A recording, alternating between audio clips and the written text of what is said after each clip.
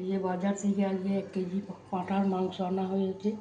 এটা কী দিয়ে রেসিপিটা বানাবো সেগুলো তখন সব বলবো, দেখাবো। এখন আমার ধোয়া হয়নি, আমি এখন এটাকে ধোবো, ভালো করে ধুয়ে জলটা ঝরতে দেবো। তারপরে কী কী দিয়ে মাখাবো সেগুলো তখন সব দেখাবো আপনাদেরকে। আপনারা আমাকে যেন সাবস্ক্রাইব করতে ভুলবেন না, আমার সঙ্গে সঙ্গে সাথে থাকুন, পাশে থাকুন। আর আমাকে লাইক করবেন। আর পুজো কেমন কাট হলো সেটা একটু আমাকে লিখে জানাবেন।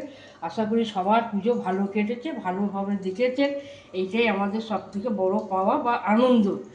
আর তারপরে তো এইসব খাওয়া দাওয়া তার সঙ্গে, তাহলে কম কিছু পাওয়া মা দেয়? মা দুর্গা যে আসে আমাদের কাছে, এসে কদিন থাকে, আমাদেরকে এইসব মন ভরে দিয়ে যায়, সবাইকেই দিয়ে যায়, শুধু আমাকে একা না, সবাইকে দিয়ে যায়। সবাই ভালো থাকুন, শুভ বিজয়া।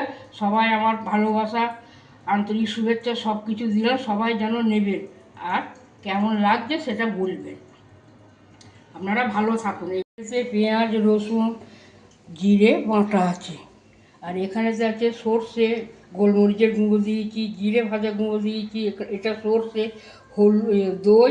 আর এখানে পেঁয়াজ রসুন বাটাও দিয়েছি, কাঁচা টমেটো আছে, কাঁচা পেঁয়াজ কুচুনো দিয়েছি, হলুদ দিয়েছি, নুন দিয়েছি, তেল দিয়েছি, আদা বাটা দিয়েছি, আর টক দই দিয়েছি। আর এই যে ঝোলের আলু আমার ভাজা হয়ে গেছে, কচি পাঁঠার ঝোল আজকে দুপুরে। এবার আমি রেসিপিগুলো, মশলাগুলো সব দিয়ে এবার মাখাচ্ছি। এবার আপনারা তাহলে একটু দেখুন। এটা আমি এবার মাখাবো, নুন টুন সব দেওয়া হয়ে গেছে। এবার এই যে মাখাচ্ছি, কড়াইয়ে তেল দিয়ে যখন এটাকে চাপাবো তখন আপনাদের ঘরে আরেকবার দেখাবো। এরকম মাখিয়ে আর একটু কিছুক্ষণ আমি রেখে দেবো। জলটা ঝরিয়ে নিয়েছি, জলটা ঝরিয়ে নিলে আঁচতে গন্ধটা থাকে না। এই দেখুন, এরকম করে মাখাতে হয়, আপনারাও এরকম করে মাখাবেন, মাখিয়ে করে খাবেন। আমাকে লাইক করবেন, কমেন্ট করবেন, আমার সঙ্গে সাবস্ক্রাইব করবেন আমার ইয়েতে, রান্নাঘরের চ্যানেলেতে। কেমন লাগলো সেটাও বলবেন। আর আপনারাও এরকম ধরা করে খেয়ে আমাকে জানাবেন লিখে। সাবস্ক্রাইব করতে যেন ভুলবেন না, দেখতে ভুলবেন না। আর শুভ বিজয় দশমী, সবাই আমার আন্তরিক শুভেচ্ছা ভালোবাসা নেবেন। ছোটোদের আমার আশীর্বাদ নেবেন, বড়োরা আমার শুভেচ্ছা আদর ভালোবাসা নেবে। এই দেখুন, ভালো পুজো দেখেছেন তো? আমি তো দেখিয়েছি ঘরে শুয়ে শুয়ে টিভিতে। একদিন শুধু গিয়েছিলাম অষ্টমীর পুজোর ফ্যান্ডি দেখতে, ব্যাস। এই আমার ঠাকুর দেখে আমি বেরোই না, কোথাও যাই না, আমি ঘরে টিভি দেখি।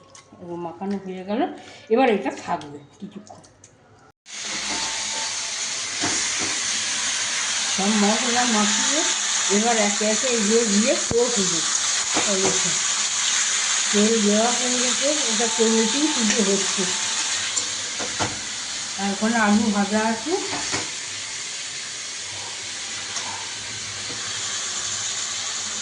এবারে দিতে লাগছে।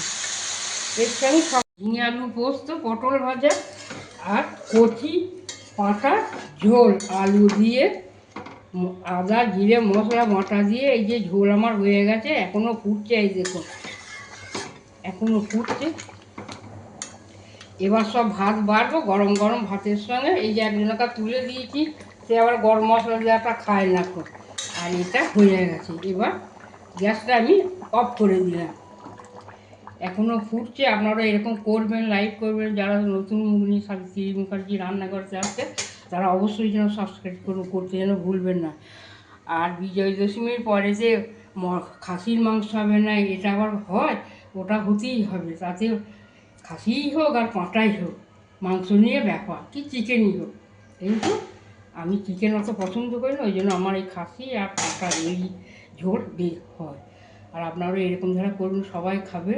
আর শুভ বিজয় দশমীর আমার আন্তরিক শুভেচ্ছা ভালোবাসা গ্রহণ করবেন। নাড়ু করে পাঠিয়ে দিয়েছি, নিশ্চয়ই পেয়ে গেছেন। আর আপনারা ভালো ঠাকুর দেখেছেন, আনন্দও করেছেন, আমিও করেছি। এটাই আমাদের সব থেকে বড় পাওয়া।